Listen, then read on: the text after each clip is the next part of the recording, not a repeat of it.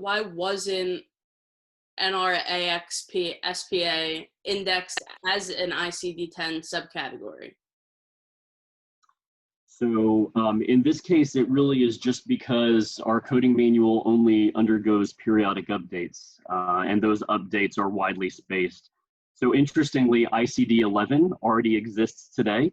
It's already been developed and released by the World Health Organization, who owns and oversees that process.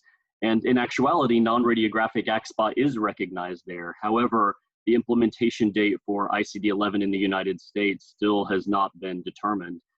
And so we face this lag period between the implementation of one coding manual and its later update. And fortunately, there exists a process to modify it in the interim so that it does reflect a more up-to-date and accurate understanding of disease. What does the process look like to get a disease state indexed to an ICD-10 code? So this is a great question as well, and we've learned a lot about this along the way, I will say. There is a body that oversees the ICD-10 coding manual in the United States. It's called the ICD-10 Coordination and Maintenance Committee. It's part of a group called the National Center for Health Statistics, which in and of itself is actually a section of the Centers for Disease Control and Prevention. So the process within the United States is actually overseen by the CDC and falls within its scope of authority.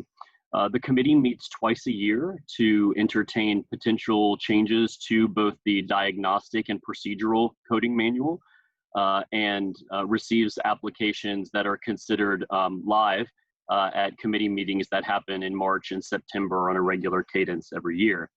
I will say that the committee has a very high standard for what they will consider in terms of potential modifications to the coding manual. And those applications really have to meet a very high bar of clinical accuracy and unmet need to justify a modification of the manual. And so it is certainly a lengthy process of engaging with the committee, helping them to understand the rationale for why the coding manual might require a modification, and also aligning with other aspects of the community like our professional societies and patient societies who can also communicate about the value that an update to the coding manual will bring.